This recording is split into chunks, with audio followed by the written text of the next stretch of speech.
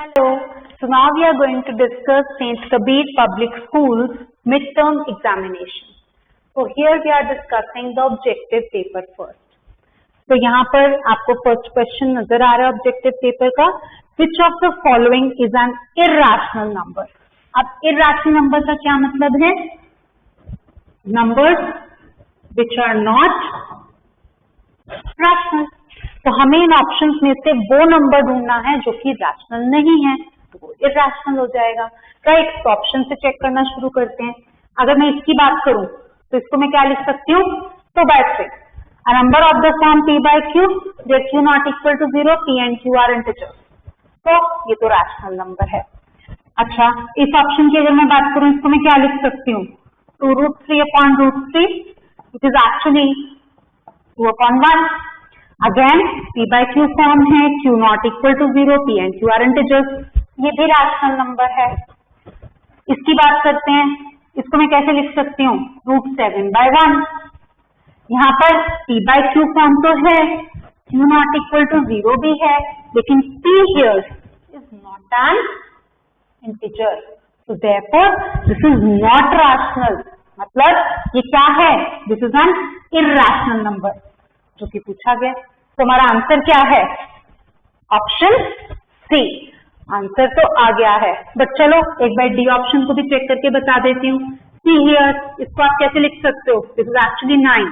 Can be written as 9/1. This is also a rational number. So, the only irrational number which I can see in the options is C option. Hence the answer. Second question. Second question क्या है? A rational number between square root 2 and square root 3 is. In options में से आपको choose करना है. So, इस option को अगर मैं देखूं, this is an irrational number. इस ऑप्शन को देखो, this is also an irrational number. तो अब इन दोनों ऑप्शन में से चूज करना है. भाई ये दोनों रैशनल नंबर्स हैं क्योंकि इनकी डेसिमल एक्सपेंशन कैसी है? टर्मिनेटिंग. और टर्मिनेटिंग डेसिमल एक्सपेंशन कब होती है? जब एक रैशनल नंबर होता है. तो अब इन दोनों में से मुझे चूज करना है. तो अब मैं इसका ध्यान देती हूँ. Between square root 2 and square root 3 मुझे रैशनल नंबर चाहिए. स्क्वायर रूट 2 का मतलब 1.4 समथिंग, स्क्वायर रूट 3 का मतलब 1.7 समथिंग. तो 1.4 समथिंग 1.7 समथिंग के बीच में कौन सी ऑप्शन आ रही है? This 1.5. That is the C option. Hence the correct answer. Question number 3.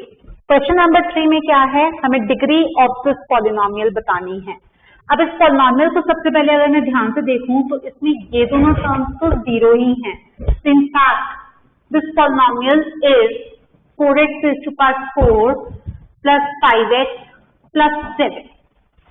ठीक है. अब इनफैक्ट मुझे इस पॉलिनोमियल की डिग्री बतानी है. और डिग्री ऑफ अ पॉलिनोमियल क्या होती है? Highest power of the variable involved in the polynomial. तो यहाँ पर highest power of the variable involved क्या दिख रही है हमें? 4. The degree for this polynomial is 4. So, which option? A option is the correct option.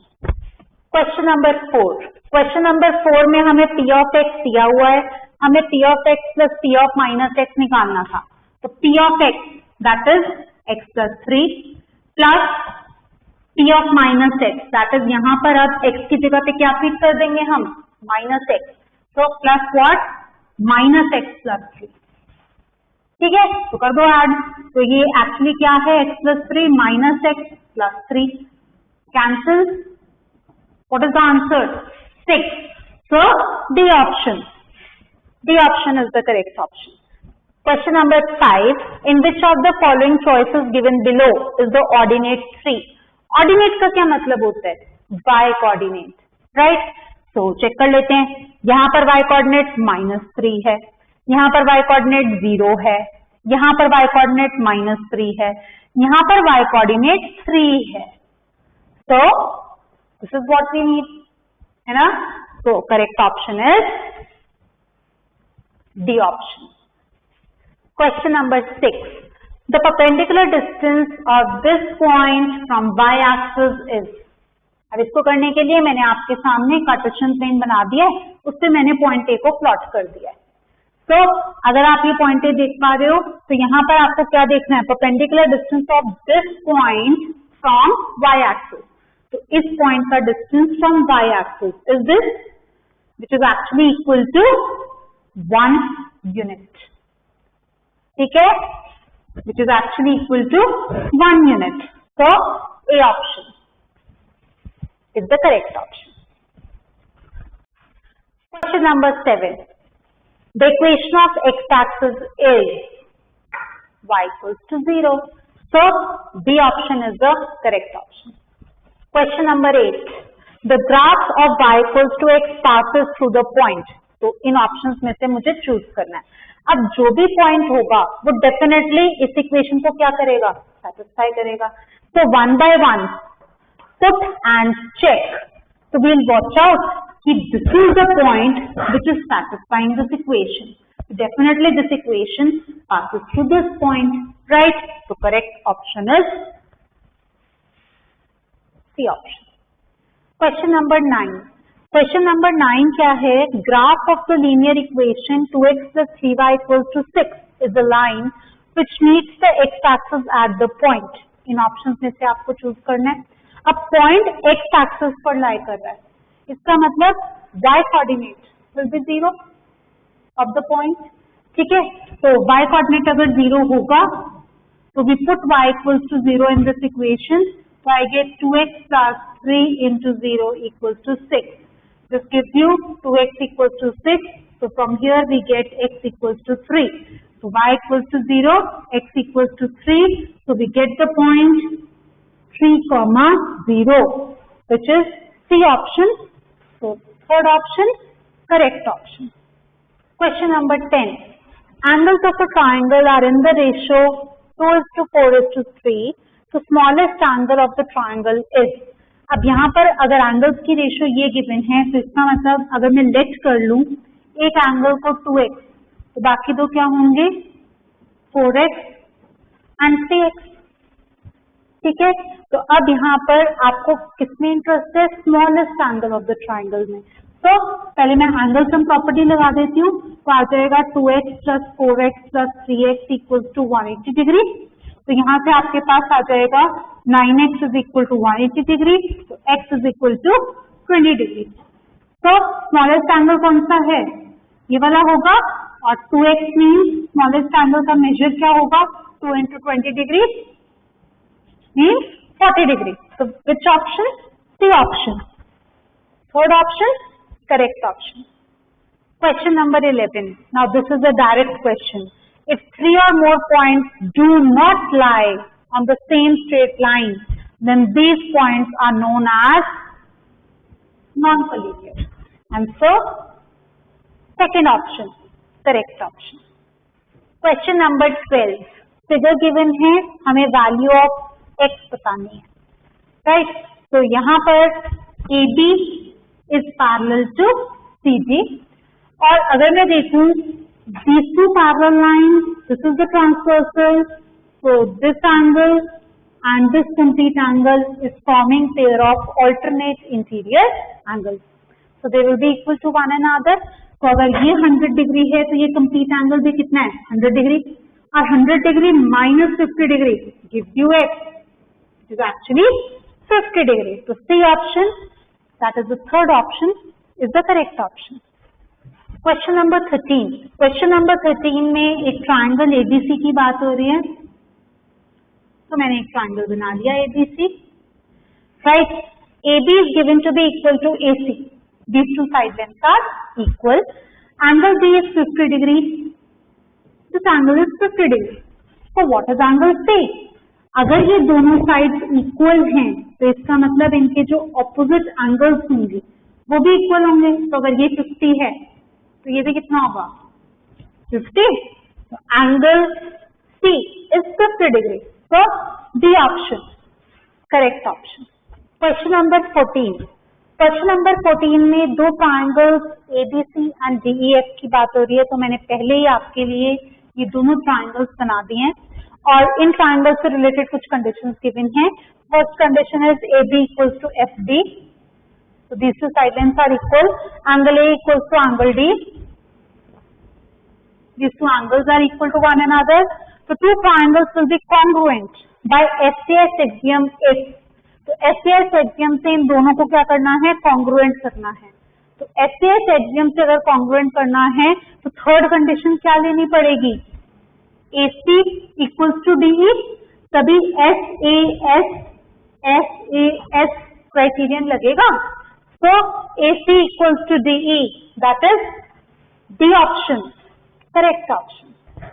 Question number 15. Question number 15 में figure given है और आपको गिवन है कि XY और XZ इक्वल हैं और OY और OZ इक्वल हैं. ठीक है, तो आपका क्वेश्चन है कि what is the ratio of angle XYO, that is this angle, to angle XZO, that is this angle. ठीक है, इन दोनों एंगल्स की आपको रेशियो निकालनी है. तब यहाँ पर अगर ये XY और XZ इक्वल हैं तो इन ट्राइंगल XYZ जो इनके ऑपोजिट एंगल्स होंगे वो भी कैसे होंगे? इक्वल होंगे. इसके opposite angle in triangle XYZ ये वाला एंगल और इसके opposite angle in triangle XYZ ये वाला एंगल, ये दोनों एंगल्स कैसे होंगे? इक्वल होंगे. फर्दर अगर ट्राइंगल OYZ ले लूं तो इसमें OY और OZ इक्वल गिवन है तो इनके ऑपोजिट एंगल भी कैसे होंगे? इक्वल होंगे. इसके ऑपोजिट एंगल ये वाला एंगल, इसका ऑपोजिट एंगल ये वाला एंगल, ये दोनों भी कैसे होंगे? इक्वल होंगे.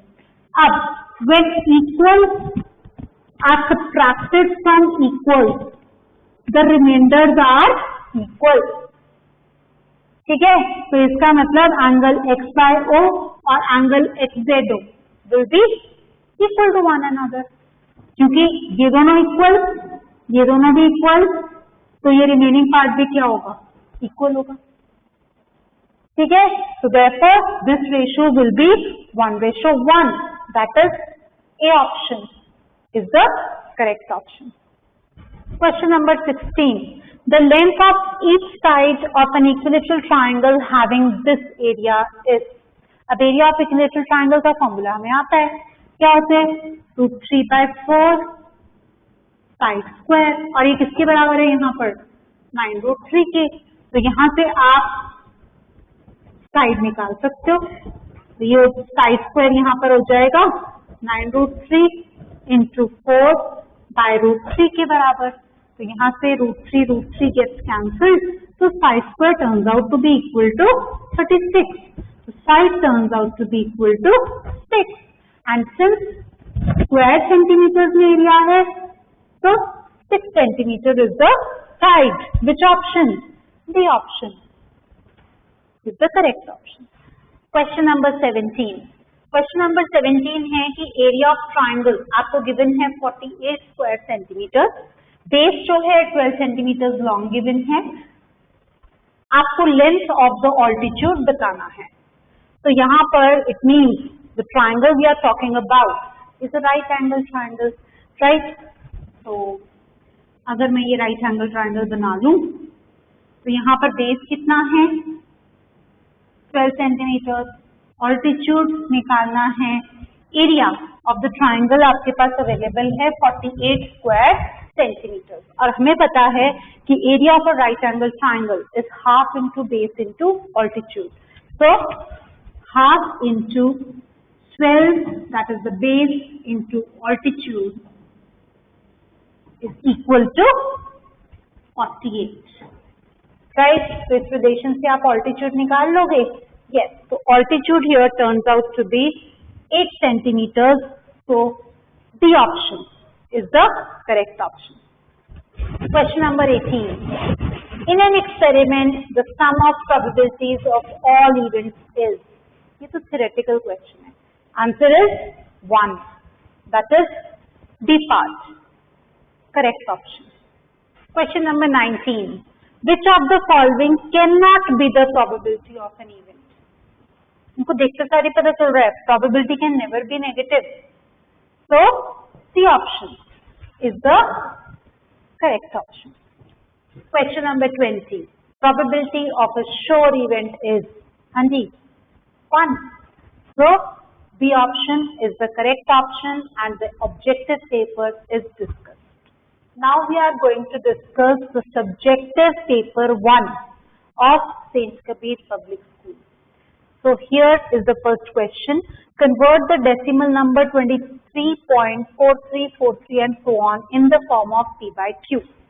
देखो अगर यहाँ पर ये so on ना होता, सपोज ये नंबर 23.4343 होता, ठीक है, तो इस केस में तो जल्दी से आप P by Q फॉर्म लिख देते. कैसे भाई, नीचे आप क्या लगा देते, 10000, ठीक है, डेसिमल हट जाता, P by Q फॉर्म आ जाती. राइट, मतलब नीचे आप 10 की पावर से डिवाइड कर रहे हो to make P by Q form. लेकिन यहाँ पर नीचे 10 की कितनी पावर रखें, कैन नॉट डिसाइड क्योंकि सो ऑन है. राइट, तो इसीलिए अब हम क्या करते हैं, पहले लेट कर लेते हैं दिस नंबर एज x. ठीक है, अब प्रॉब्लम क्या क्रिएट हो रही है to convert this in P by Q, decimal के बाद वाला जो पार्ट है ये प्रॉब्लम क्रिएट कर रहा है. अगर किसी ढंग से ये पार्ट खत्म हो जाए तो P by Q form convert हो जाएगी. ठीक है, तो उसके लिए मैं एक और रिलेशन बनाती हूँ using this such that decimal के बाद वाला पार्ट सेम रहे, ताकि जब मैं डिफरेंस दूं तो डेसिमल के बाद वाला पार्ट वैनिश हो जाए. ठीक है, तो इस आइडिया से अगर मैं इक्वेशन बनाऊं तो I multiply this equation by 100, तो I get another equation that is 100x is equal to 2343.4343 and so on. अब मैंने 100 से क्यों मल्टीप्लाई किया, मैं 10 से भी मल्टीप्लाई कर सकती थी बोथ साइड्स को, पर जब मैं 10 से मल्टीप्लाई करूंगी बोथ साइड्स को तो मेरे पास 234.343 एंड सो ऑन आएगा. तो डेसिमल के बाद वाले पार्ट जो है वो सेम नहीं होंगे, तो मेरा पर्पस सॉर्ट आउट नहीं होगा. तो इसीलिए मैंने 100 से मल्टीप्लाई किया. वंस मैंने ये कर दिया तो अब भाई subtract this relation from this. तो 100x minus x that is 99x is equal to this minus this, decimal के बाद वाला पार्ट तो कैंसिल आउट ही हो गया. तो आपके पास क्या आ गया, 2320. तो hence x turns out to be 2320 by 99, which is your answer to the question. Question number 2. Question number 2 में हमें वैल्यू ऑफ x फाइंड करनी है इस रिलेशन को यूज करके.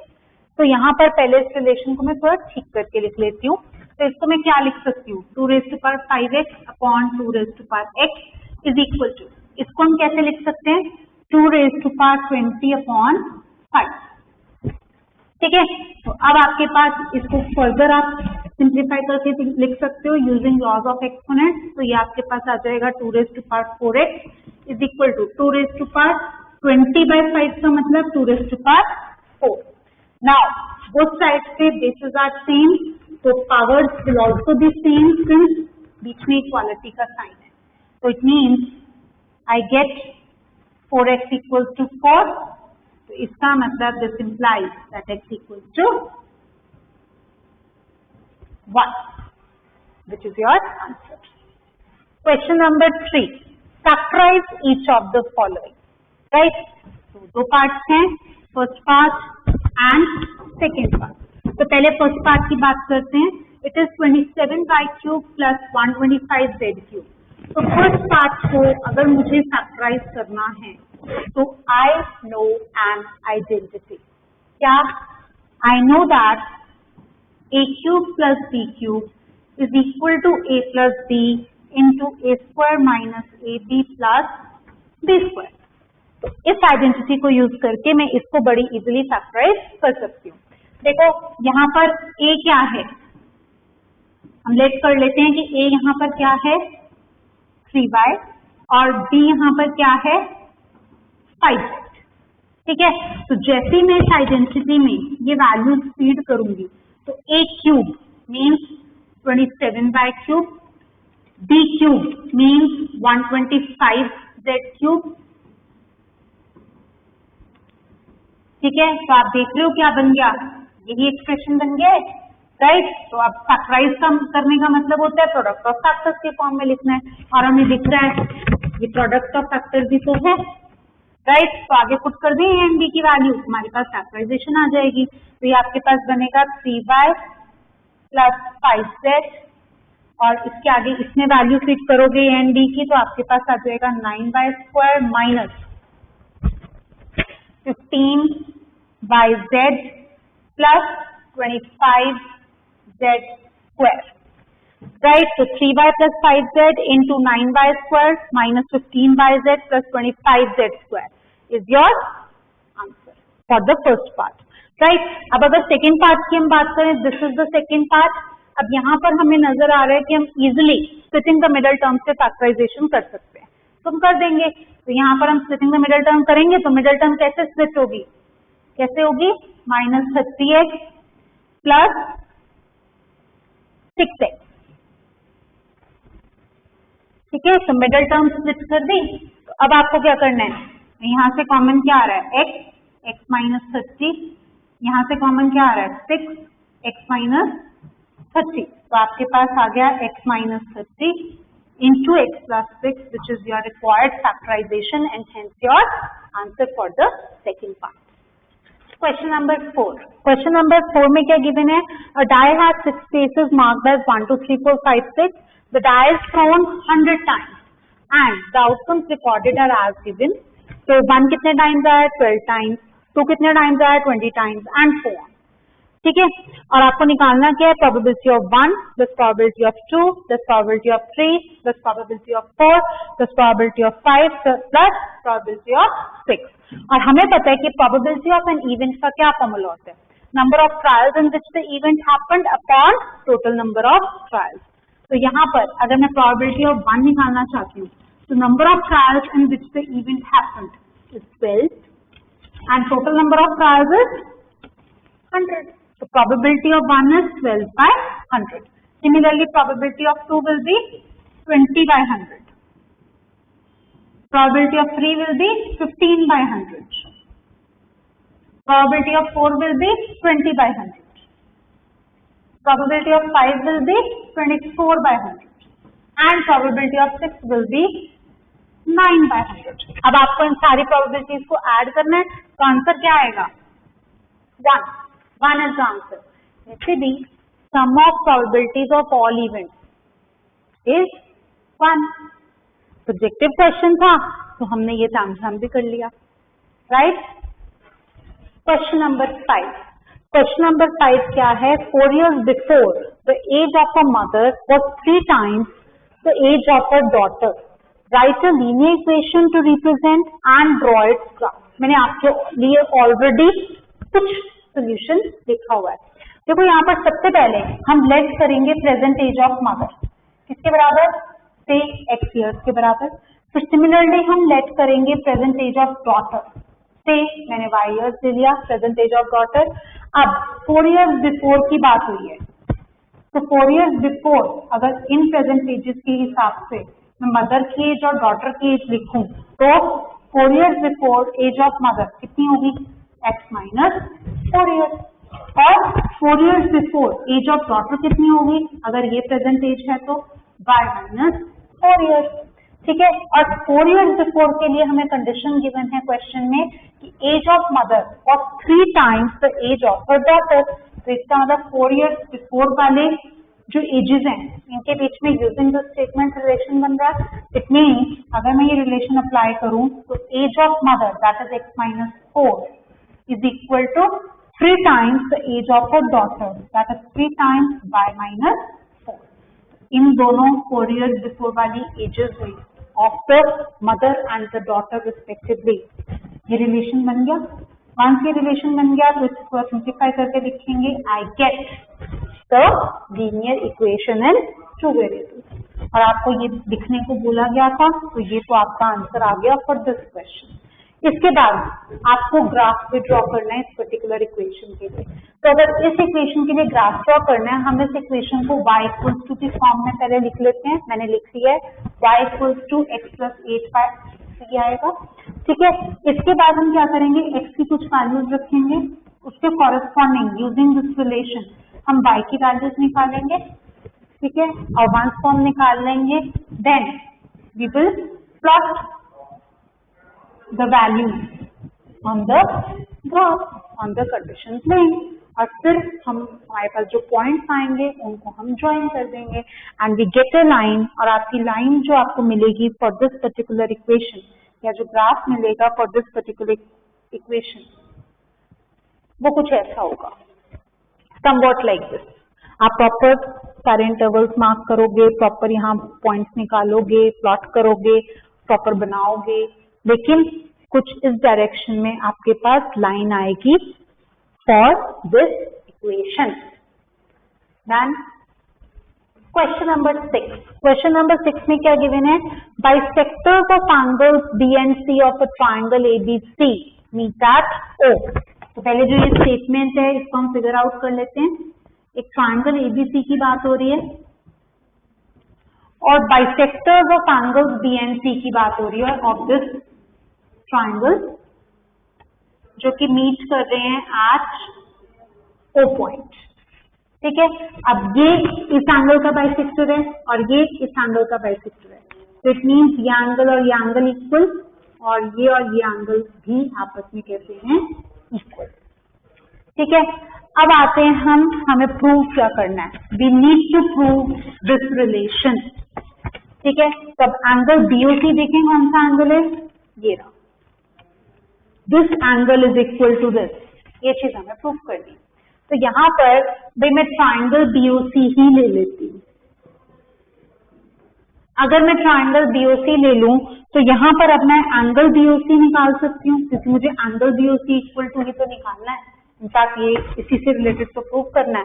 तो देयरफॉर एंगल बीओसी में इस ट्राइंगल से निकाल सकती हूँ using angle sum property in the triangle. तो अब अगर मेरे को इस एंगल से जाना है तो मुझे इन एंगल से रिलेटेड कुछ इन्फॉर्मेशन पता होनी चाहिए। अभी मुझे ये पता है कि बीओ और सीओ रिस्पेक्टिवली एंगल बाइसेक्टर्स हैं for angle B and angle C, ठीक है। अब इस इंफॉर्मेशन को अगर मैं यूज करूं तो अगर ये एक्स है तो ये भी कितना है, एक्स है, ये वाई है तो ये भी कितना है, वाई है, या अगर आप एक्स वाई ना भी रखो इक्वल है, ये तो हमें पता ही है, तो आई कैन ऑल्सो राइट कि this angle is half of angle B and this angle is half of angle C, है ना। तो इसका मतलब अब मैं अगर एंगल बीओसी लिखूंगी तो ये किसके बराबर आएगा, एंगल सम प्रॉपर्टी यूज करके 180 degree minus angle B by 2 minus angle C by 2, क्योंकि this is angle B by 2 and this is angle C by 2, ठीक है। तो आपके पास फर्दर आ जाएगा 180 degree minus angle B by 2 plus angle C by 2, आप इसको ऐसे भी लिख सकते हो। अब अगर मैं एंगल सम प्रॉपर्टी लगाती हूँ इन ट्राइंगल एबीसी, तो angle A plus angle B plus angle C 180 degree होता है। तो यहाँ से मैं देख सकती हूँ कि angle B plus angle C को मैं किसके बराबर लिख सकती हूँ, 180 डिग्री माइनस एंगल ए के बराबर। और अगर मैं divide by 2 on both sides कर दूं तो मेरे पास आ जाएगा angle B by 2 plus angle C by 2, जो कि किसके बराबर आएगा, 180 degree by 2 that is 90 degree minus angle A by 2। तो यहां से मेरे पास इस चीज की वैल्यू मिल रही है that is 90 degree minus angle A by 2। तो यहाँ पर अगर मैं ये वैल्यू पुट कर दूं जो वहां आई है तो ये आ जाएगा 180 degree minus of 90 degree minus angle A by 2, और अगर मैं ये ब्रैकेट ओपन करूं तो 180 degree minus 90 degree that is 90 degree minus minus plus angle A by 2। तो एंगल बीओसी आपने 90 degree plus angle A by 2 के बराबर प्रूव कर दिया। क्वेश्चन नंबर 7, क्वेश्चन नंबर 7 क्या है, आपको एक आइसोसेलेस ट्राइंगल एबीसी गिवन है जहां पर एबी साइड लेंथ और AC side length equal to one another है। अब फर्दर आपको गिवन है कि bisectors of B and C intersect at O. तो बाइसेक्टर्स कौन से हैं बी एंड सी रिस्पेक्टिवली के, बीओ एंड सी।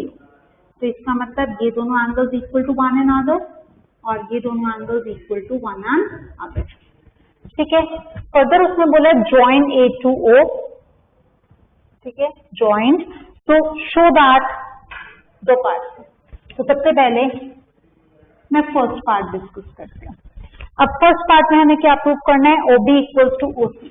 तो ये साइड लेंथ और ये साइड लेंथ इक्वल प्रूव करनी है। तो सबसे पहले मेरे पास since AB equals to AC है, it is given in the question, तो यहां से क्या मैं कह सकती हूँ कि इसका ऑपोजिट एंगल और इसका opposite angle equal to one another होंगे? Yes, by the theorem. तो देयरफॉर यहां से मैं कह सकती हूँ कि अगर AB और AC बराबर हैं तो इसका मतलब angle C is equal to angle B। ठीक है, 1 से आ गया। तो अब अगर मैं दोनों साइड पे 2 से डिवाइड कर दूं तो I can also say that angle C/2 is equal to angle B/2। ठीक है, और अगर मैं ध्यान दूं तो ये एंगल है क्या, बेसिकली एंगल B/2। ठीक है, और ये एंगल कितना है, एंगल C/2, राइट। तो अगर ये दोनों इक्वल हैं मीन्स ये वाले दोनों एंगल्स इक्वल आ चुके हैं। और अगर ये दोनों angles equal to one another हैं तो इनकी जो ऑपोजिट साइड्स हैं, इसकी ऑपोजिट साइड BO, इसकी ऑपोजिट साइड CO, ये भी कैसी होंगी, इक्वल टू वन अनदर। तो first OB equals to OC is proof. ठीक है, डन। इसके बाद अब जो कुछ मैंने बोला आप अपने सोल्यूशन में वो सारा कुछ मेंशन करोगे। यहाँ पे मैं जस्ट आपको कॉन्सेप्ट समझा रही हूँ ऑफ द सोल्यूशन। इसके बाद AO बाइसेक्ट्स एंगल A आपको प्रूव करना है। अगर आपको ये चीज प्रूव करनी है तो AO बाइसेक्ट्स एंगल A का मतलब है कि आपको इन दोनों एंगल्स को इक्वल प्रूव करना है। अगर आपको इन दोनों एंगल्स को इक्वल प्रूव करना है तो अगर मैं इन एंगल्स को कंटेन करने वाले जो ट्रायंगल्स हैं उनको कॉन्ग्रुएंट प्रूव कर दूं तो बाय सिंपलिसिटी ये दोनों एंगल्स कैसे हो जाएंगे, इक्वल हो जाएंगे, राइट। तो इसको कंटेन करने वाला ट्रायंगल ABO, इसको कंटेन करने वाला ट्रायंगल ACO। और अगर इन दोनों ट्रायंगल में मैं कंडीशंस ढूंढनी शुरू करूं तो first of all I write कि I am considering triangle ABO and triangle ACO। अब अगर कंडीशंस ढूंढनी शुरू करें तो पहली कंडीशन AO इज कॉमन,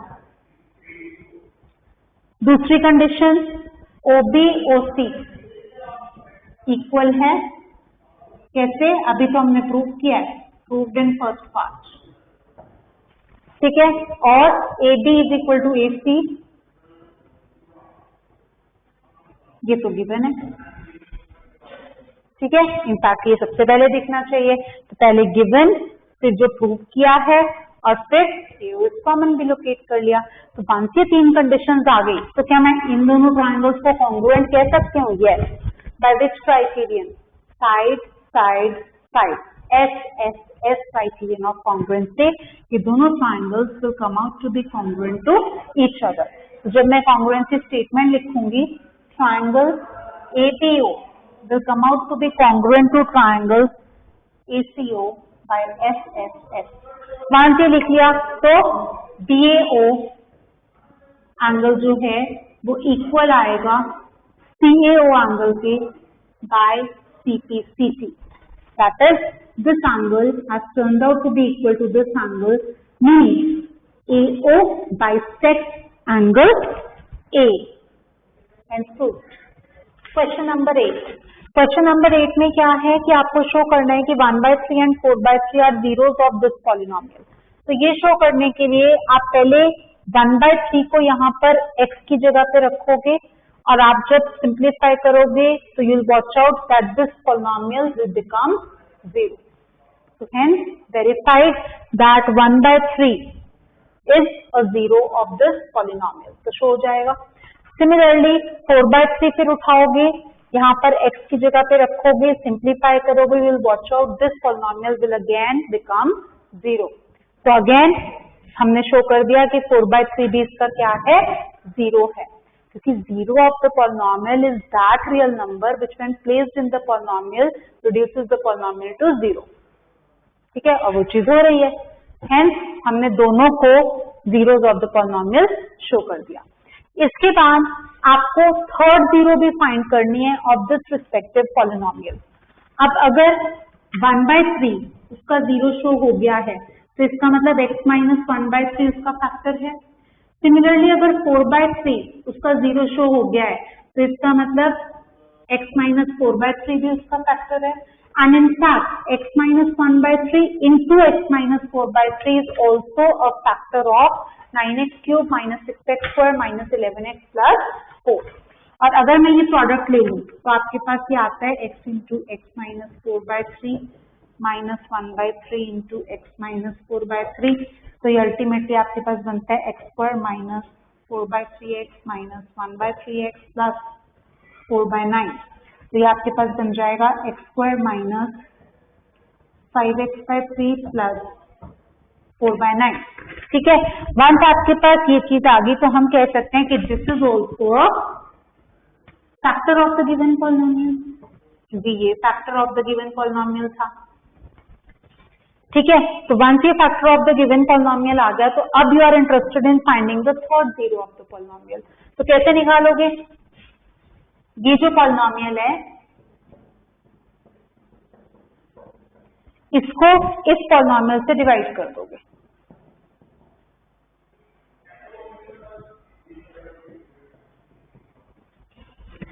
ठीक है, और जब इस पॉलिनोमियल को आप इससे डिवाइड करोगे, ये पूरा प्रोसेस करके आप देखोगे कि अल्टीमेटली आपके पास रिमाइंडर तो 0 ही आएगा, क्योंकि अभी हमने बात करी कि ये इसका क्या है, फैक्टर है, तो इस केस में रिमाइंडर पक्का 0 ही आएगा, लेकिन कोशेंट आएगा कुछ, और जो भी कोशेंट आएगा जब आप वहां से इक्वल टू 0 करोगे कोशेंट को, जो भी कोशेंट आएगा जब आप उसको इक्वल टू 0 करोगे to find the zero of the polynomial, तो आपके पास यहां से कितना आ जाएगा?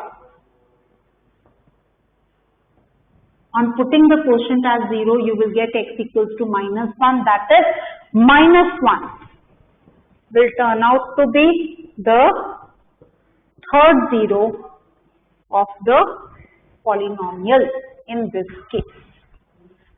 Now we are going to discuss St. Kabir Public Schools subjective paper 2. अब इसमें क्या था?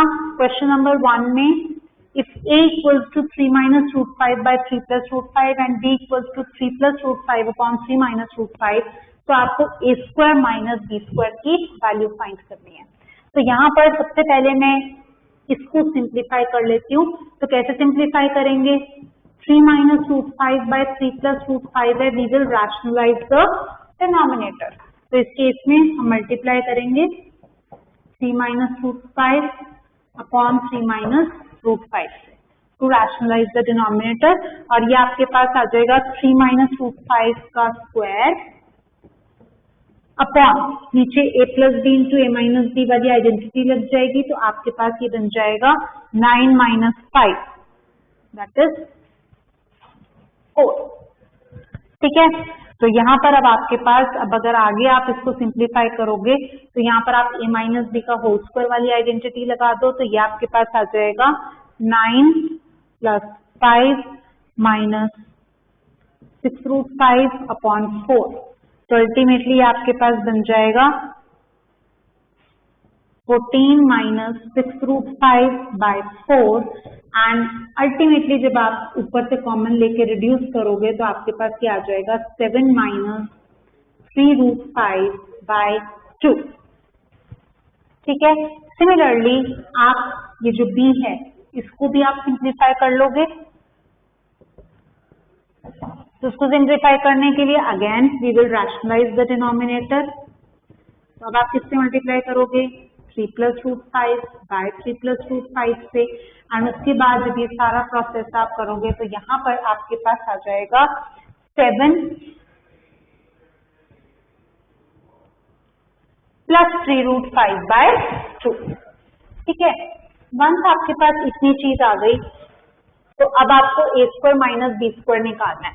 अब a square minus B square किसके बराबर होता है? You know the identity a plus B into A minus B.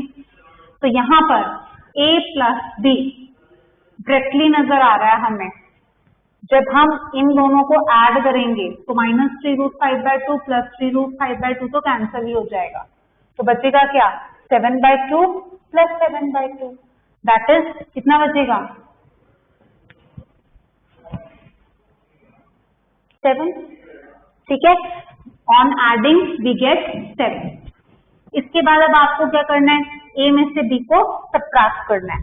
तो यहाँ पर 7/2 माइनस 7/2 ये तो कैंसिल हो जाएंगे और यहाँ से आपके पास आ जाएगा -6√5/2।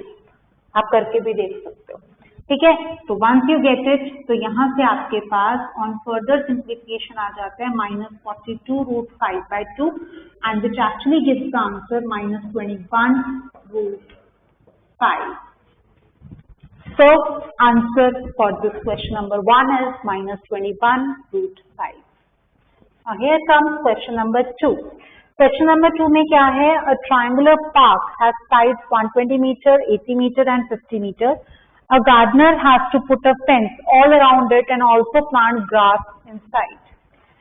ठीक है, तो triangular park हमने बना लिया, राइट। इसकी साइड लेंथ आपको गिवन है और अगर मैं ये साइड लेंथ मार्क कर लूँ, say this is 50 metre, this is 80 metre and this is 120 metre, ठीक है। अब यहाँ आपको क्या बोला हुआ है कि a gardener has to put a fence all around it.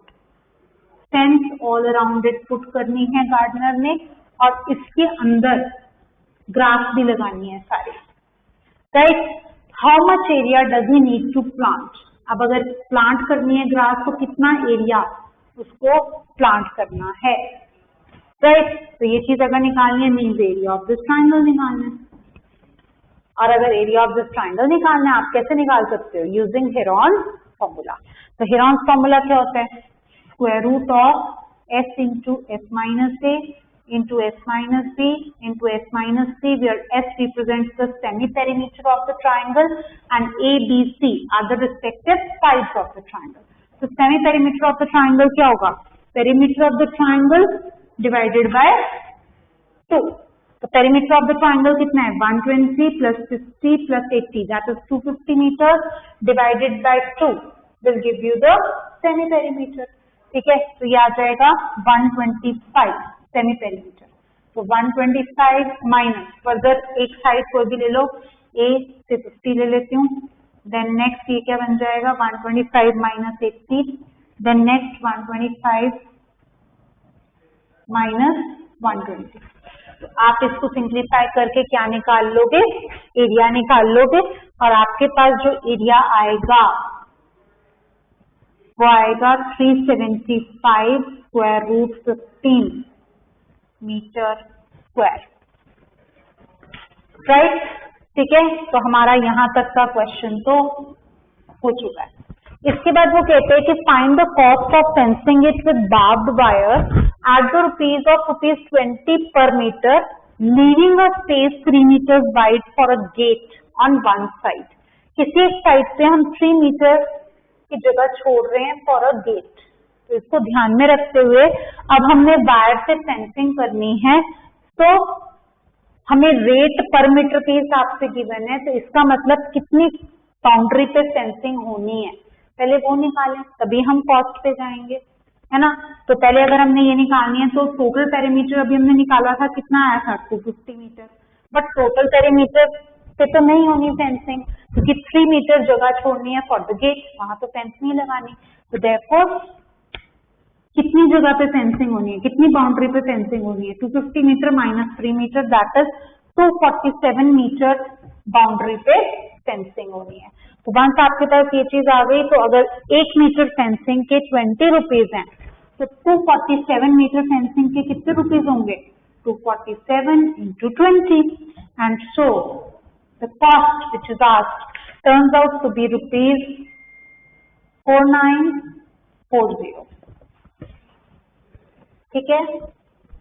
Question number 3, question number 3 में आपको measure of each lettered angle in the figure निकालना है, that is you have to find the value of x, y, z, w, right. कुछ angles के measures आपको given भी है figure में और यहाँ पर this equal to this, right. सारी कंडीशंस पता चल गई, शुरू करें निकालना। सबसे पहले y की वैल्यू हमें दिख रही है, कैसे भाई हमें दिख रहा है this is the exterior angle for this triangle, so this will be equal to sum of interior opposite angles। तो यहाँ से y की वैल्यू आपके पास आ जाएगी 52 डिग्री, ठीक है। इसके बाद फर्दर आपके पास आप x की वैल्यू भी बड़ी इजीली निकाल पा रहे हो, कैसे ये इक्वल ये 75 डिग्री, तो ये भी कितना होगा 75 डिग्री, बिकॉज साइड्स इक्वल है तो इनके ऑपोजिट एंगल्स भी कैसे होंगे इक्वल होंगे। तो यहाँ पर इस मिडिल ट्राइंगल में एंगल सम प्रॉपर्टी लगा दो तो आपके पास x भी अचीव हो जाएगा, it turns out to be 30 degree, ठीक है। इसके बाद नेक्स्ट है z और w की बारी। अब z और w निकालना चाहते हो तो w भी एक्सटीरियर एंगल प्रॉपर्टी से आ जाएगा, because w is equal to sum of interior opposite angles, that is 30 plus 75, तो आपके पास आ गया w कितना 105 डिग्री, ठीक है। Now turn the value of z। हाँ जी, what is the value of z? Again using 130 use the exterior angle property, 130 is equal to 105 degree plus z, तो यहाँ से z की वैल्यू आ जाएगी कितनी 25 डिग्री, हेंस सारे लेटर्ड एंगल्स का मेजर आ गया। क्वेश्चन नंबर 4, क्वेश्चन नंबर 4 में आपको फिगर अवेलेबल है और यहाँ पर AB और BC इक्वल गिवन है, AD और EC इक्वल गिवन है। आपको ट्राइंगल ABE ये ट्राइंगल और ट्राइंगल CBD ये ट्राइंगल को कॉन्ग्रुएंट प्रूव करना है। तो यहाँ पर सबसे पहले हम कंसिडर कर लेते हैं दोनों ट्राइंगल्स।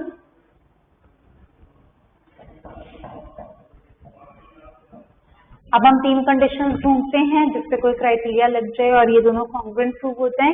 तो यहाँ पर सबसे पहले अगर मैं ट्राइंगल ABE और ट्राइंगल CBD को ध्यान से देखूं तो एक कंडीशन तो ऑलरेडी गिवन है कि AB और BC इक्वल है, तो this is the first condition which we can take. इसके बाद आगे हम अगर देखें तो अगर ट्राइंगल ABC में AB और BC इक्वल हैं तो इसका मतलब इनके ऑपोजिट एंगल्स भी कैसे होंगे इक्वल होंगे। तो इसका मतलब ये वाला एंगल और ये वाला एंगल कैसा है इक्वल टू वन अनदर, है ना। तो इसका मतलब हमारे पास एक और कंडीशन आ गई है। और वैसे भी अगर आप देखो तो ये एंगल ट्राइंगल ABE के अंदर आ रहा है और ये एंगल ट्राइंगल CBD के अंदर आ रहा है, तो हम इनको ले सकते हैं। तो यहाँ पर आपके पास एक और कंडीशन यूजिंग दीज एंगल्स आ गई, angle BAE is equal to angle BCD, ठीक है। और ये आपने शो करा है, अभी आपने शो करा है। कैसे शो करा है? आप इन दोनों साइड लेंथ की इक्वालिटी ले लोगे और उसके बाद आप कह सकते हो कि इस पूरे ट्राइंगल में इसके ऑपोजिट एंगल ये वाला और इसके ऑपोजिट एंगल ये वाला आपस में कैसे होंगे इक्वल होंगे, and we can see this both are angles of the respective triangles, so this forms the second condition. तो यहाँ पर आप लिख सकते हो प्रूव, शोन, लेकिन ऊपर जितनी बातें मैंने बोली आपको उसकी explanation and the subjective question देनी होगी। बस इतना हो गया, दो कंडीशंस आ चुके हैं, अब तीसरी कंडीशन ढूंढनी है। अब और क्या गिवन है कि AD और EC इक्वल है, but AD is a part of the side length AE which is actually the side length of the triangle ABE, ठीक है। और यहाँ पर अगर CE की भी बात करूं तो ये भी CD का पार्ट है और CD जो है वो one of the side length of triangle CBD है, ठीक है। तो इसका मतलब इतने इक्वालिटी गिवन से तो हम अभी कुछ नहीं कर पा रहे, बट अगर मेरे पास AD और EC इक्वल गिवन है इन द क्वेश्चन, तो यहाँ पर अगर मैं दोनों में DE ऐड कर दूं तो मेरे पास क्या आ जाता है, AD plus DE gives me AE और EC plus DE gives me CD, ठीक है। तो this forms the third condition, first condition, second condition, third condition. अब देखो AD और BC इक्वल, ये वाला एंगल इस वाले एंगल के इक्वल, ये साइड लेंथ इस साइड लेंथ के इक्वल, तो bye SAS, the two triangles are congruent to each other, और congruency statement क्या बनेगी, ये. Yes, question number 5. Question number 5 में आपको पहले ये चारों के चारों पॉइंट्स जो हैं वो प्लॉट करने थे ऑन द कार्टेशियन प्लेन, और फिर इनको ज्वाइन करना था इन एन ऑर्डर. ठीक, मैंने कार्टेशियन प्लेन बना लिया था और मैंने पहले से ही आपके लिए पॉइंट्स भी प्लॉट करके रख दिए और ज्वाइनिंग भी कर दी इन पॉइंट्स की इन एन ऑर्डर. राइट, अब मैंने तो एक रफ टाइप का आपके सामने ये जो प्लॉटिंग है वो शो करी है, बट आप प्रॉपर इंटरवल्स बनाओगे और फिर ये सारी प्लॉटिंग जो है आप करोगे और फिर ज्वाइनिंग करोगे. Right, this you will do. इसके बाद measure the sides is the first question for question number 5. तो यहाँ पर हमें जो फिगर ऑब्टेन हमने करी है इसकी साइड्स को मेजर करना है. तो देयरफॉर अगर ये साइड लेंथ की बात करूं, कितनी है, 1 यूनिट इधर 1 यूनिट इधर, तो total side length is 2 unit.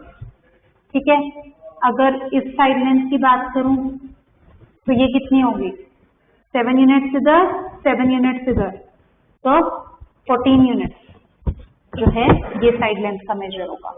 इसके बियॉन्ड अब मुझे ये दोनों साइड लेंथ देखनी है. अब इसके लिए मैं क्या करती हूँ, मैं यहाँ से एक परपेंडिकुलर ड्रॉप कर लेती हूँ ऑन द बेस. ठीक है, तो वंस मैंने ये परपेंडिकुलर ड्रॉप कर लिया, तो अब यहाँ पर अगर मैं आपसे ये डिस्टेंस पूछूं, दिस डिस्टेंस, तो ये कितना होगा. देखो यहाँ पर आपके पास y कोऑर्डिनेट कितना है, 1 है. यहाँ पर आकर y कोऑर्डिनेट कितना हो गया, 9 हो गया. तो ये डिस्टेंस कितना है, 8 यूनिट, 9 माइनस 1. ठीक है, सिमिलरली अगर मैं इस डिस्टेंस की बात करूं, क्योंकि अगर मेरे पास ये दोनों डिस्टेंसेस आ गए तो this is a right angle triangle, मेरे पास ये साइड लेंथ का मेजर आ जाएगा यूजिंग पाइथागोरस थ्योरम. तो अब अगर मैं इस डिस्टेंस की बात करूं, इस डिस्टेंस की, तो ये डिस्टेंस भी मैं निकाल सकती हूँ. क्योंकि देखो वाई एक्सिस के इधर की साइड पे इतना डिस्टेंस अगर मैं देखूं, ये कितना है, 1 यूनिट, और ये टोटल डिस्टेंस कितना है, 7 यूनिट. तो इसका मतलब ये रिमेनिंग डिस्टेंस कितना होगा, 6 यूनिट. ठीक है, तो using Pythagoras theorem in this triangle, देखो ये 8 है, ये 6 है, ये कितना होगा, 10 यूनिट. एंड सिमिलरली आप यहाँ पर भी देखोगे कि ये भी आपके पास 10 यूनिट्स आएगा. वैसे भी हमें दिख रहा है कि सिमेट्रिकल है. ठीक है, तो आप यहाँ पर ऐसे ही परपेंडिकुलर ड्रॉप करके भी देख सकते हो. You will get this side length also as 10 units. तो आपके पास सारे साइड लेंथ के मेजर्स आ गए हैं. तो ये क्वेश्चन तो हो गया. इसके बाद अब वो बोल रहा है find the area of the figure to obtain. जो फिगर आपके पास आई है उसका एरिया निकालना है. अब फिगर कौन सी है, इट इज अ ट्रेपेजियम, और ट्रेपेजियम का एरिया निकालना हमें आता है half into sum of parallel sides into height. तो निकाल देते हैं, half into sum of parallel sides that is 2 + 14 into height. और हाइट आपके पास कितनी है, यस इट इज 8 यूनिट. तो आपके पास क्या आ गया, हाफ इंटू 16 इंटू 8. तो यहां से आपके पास आ गया 64 square unit as the area of the figure obtained. Hence the paper discussion is done.